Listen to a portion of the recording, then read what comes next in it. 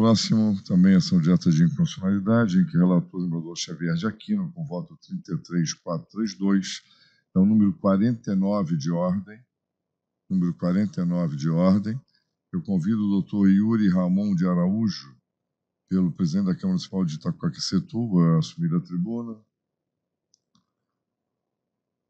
Doutor Yuri, muito boa tarde. Cumprimentando, passo a palavra para a sustentação oral no prazo legal. Boa tarde a todos. Boa tarde, excelentíssimo desembargador presidente, excelentíssimo relator Xavier de Aquino. E é um prazer estar aqui com vocês, principalmente após a pandemia. Tenho visto novos rostos, novos desembargadores e desembargadoras. Sejam bem-vindas e bem-vindos, né? Tendo em vista que a última sustentação oral que eu tinha feito foi em 2020, né? Estava na época da pandemia, online, a gente não tinha esse calor humano que aqui temos. Também quero cumprimentar o representante do membro do Ministério Público, e trata-se de uma ação direta de inconstitucionalidade em face da Lei Municipal 3.648, de 26 de outubro de 2022, no qual dispõe sobre vedação de protesto em cartório dos débitos referentes aos atrasos no pagamento de faturas de energia dos consumidores no município de Itaquaquecetuba e de outras providências. Conforme o caput do artigo 1º, diz o seguinte a redação: fica proibido a empresa concessionária de serviço público de fornecimento de energia elétrica de protestar em cartório os débitos referentes aos atrasos no pagamento de faturas de energia dos consumidores do município de Itaquaquecetuba. Tendo em vista essa lei, que dispôs uma obrigação à EDP, a concessionária de energia elétrica, para não protestar em cartório os débitos referentes às faturas de energia elétrica dos consumidores, né, dos usuários de serviço público do município de Itaquaquecetuba, a Associação de Notários e Registradores do Estado de São Paulo, a ANOREG, entrou com essa ação direta de inconstitucionalidade, na qual foi deferida liminar. Preliminarmente, excelências, quero aqui dizer que falta legitimidade da associação para interpor a presente ação direta de inconstitucionalidade, tendo em vista que ela não possui a heterogeneidade necessária para poder, na verdade, homogeneidade para poder ajuizar daí, tendo em vista que ela congrega diversos segmentos de associados, tal qual foi o julgamento agora recentemente feito pela desembargadora Silvia Rocha, no qual teve esse entendimento.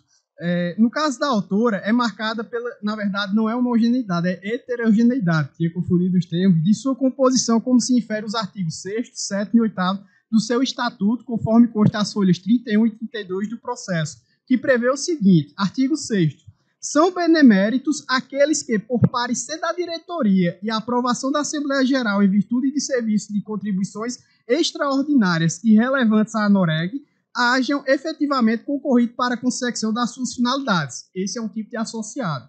Segundo tipo de associado, artigo 7º, são honorários aqueles que, sem serem titulares de delegação, tenham prestado relevante serviço à classe notarial e registro, e que assim tenham declarados pela Assembleia Geral. Ou seja, já temos o segundo tipo de associado na associação estadual. Artigo 8º. Podem ser associados institucionais às entidades de classe representativas de notários e registradores do Estado de São Paulo. Ou seja, aqui ele está autorizando a associação da associação. Então, está faltando a homogeneidade. No presente caso, excelências, temos aqui, inciso 1º, a Associação de Registradores Imobiliários de São Paulo, a ARIS, que faz parte da associação. 2, Associação de Registradores das Pessoas Naturais do Estado de São Paulo, ARPEN.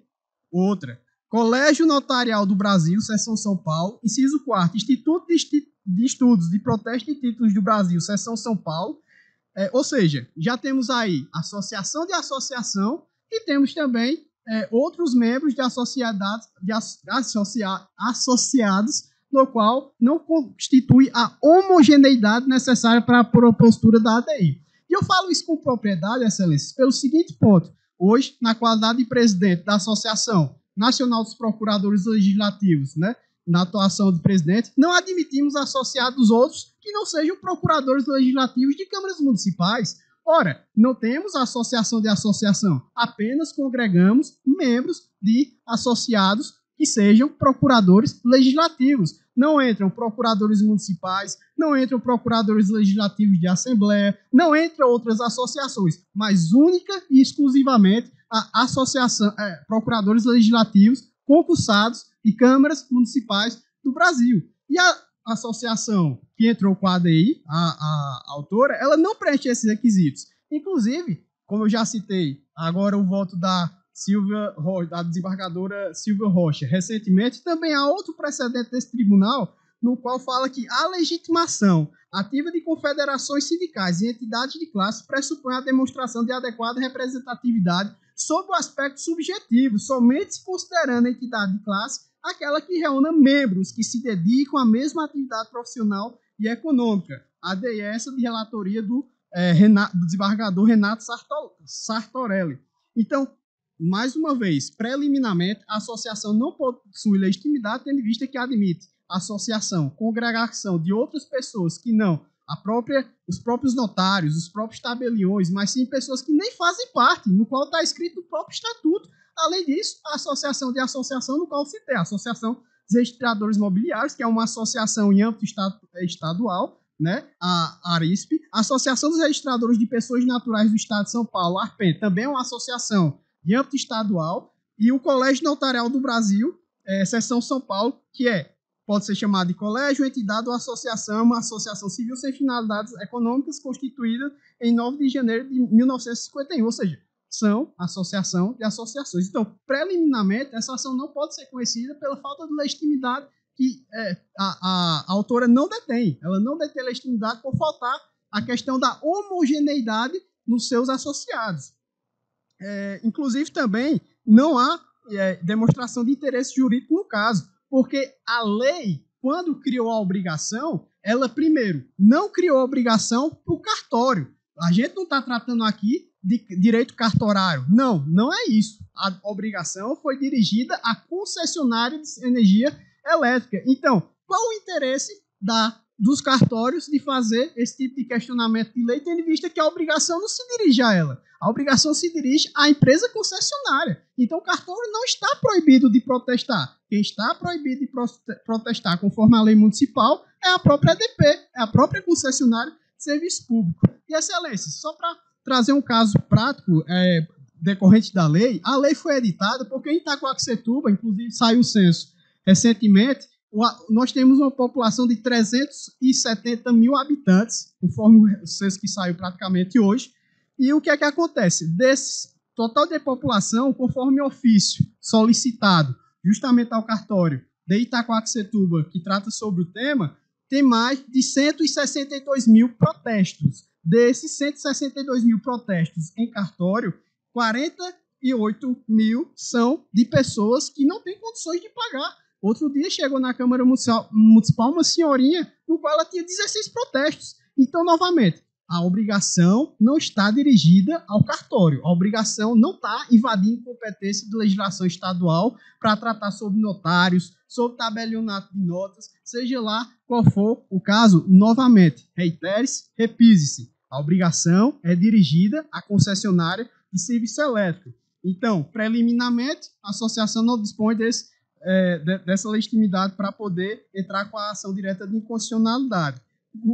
No tópico seguinte, Excelência, como já falado aqui, além disso, essa Corte tem sido firme na compreensão de que entidades de classe confederações sindicais somente podem lançar mão das ações de controle concentrado quando mirarem em normas jurídicas que digam respeito aos interesses tipos de classe representada. No terceiro tópico, Excelência, é o seguinte: embora a relação jurídica entre o usuário do serviço público e empresa prestadora seja um segmento de uma relação trilateral que envolve, além desses sujeitos, o poder público, titular do serviço, a quem compete a definição dos parâmetros técnicos e econômicos de sua prestação, ostenta também uma dimensão típica de relação de consumo. Novamente, não estamos tratando sobre energia elétrica, não estamos tratando sobre direito cartorário. Estamos tratando de direito consumerista e também estamos tratando sobre a questão da relação de usuário de prestador de serviço público, ou seja, das pessoas que fazem uso da prestação de serviço público, conforme a lei federal, que recentemente traz alguns artigos específicos, principalmente no seu artigo 5º, incisos 1 e 2, no qual dispõe o seguinte, da Lei de Usuários. Espere um pouquinho, excelências. Cadê?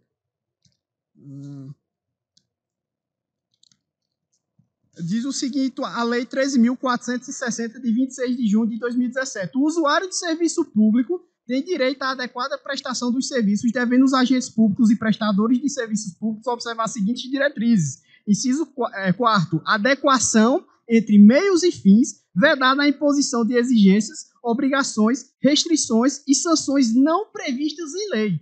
Decorrente desse artigo, desse inciso, justamente a ANEEL editou a Resolução 1000 de 2021, no qual, em seu artigo 343, parágrafo 1º, ela não prevê a questão do protesto. Ela não autoriza que as concessionárias de serviço público, principalmente tratando-se de concessionárias de energia elétrica, façam o devido protesto. Autoriza o quê? A aplicação de multa, aplicação de advertência, aplicação de outras sanções que não seja o protesto, tendo em vista a própria oneração que decorre desses protestos. O artigo 343, parágrafo 1º, da resolução da ANEEL, por exemplo, dispõe que a cobrança de multa pode ser realizada no percentual de até 2%. Ou seja, não prevê a questão de que haja o protesto por parte da concessionária de serviço público. Atrelado a isso, excelências, tem outra problemática também, no qual, ao protestar, sabemos que na fatura de energia elétrica vem os seguintes tributos. CIP, contribuição municipal, que no caso é a COSIP, o PIS, COFINS e ICMS, ou seja, tributos municipais e tributos estaduais, no qual, no momento em que o valor total da fatura ela vem com esses valores de tributos, e no momento em que ela está fazendo o protesto dessa fatura, ela não está protestando apenas o valor em si da fatura, mas também de tributos de competência do Estado e de competência do município. Ora, isso para mim é uma total usurpação da competência tributária, da administração fazendária. Então, se o próprio município não está protestando tais tributos, nem o Estado está fazendo isso, com qual razão a concessionária está se usurpando para poder fazer esse tipo de protesto? E, como se diz, os valores efetuados decorrentes desse protesto, com certeza chega a até 30% do valor total da fatura. Então, imagine uma família que não tem condições por ter que fazer esse tipo de pagamento e sempre vai estar atrasando. A população do município de Itacoaxetuba é uma população pobre. Então, tendo em vista o direito consumerista,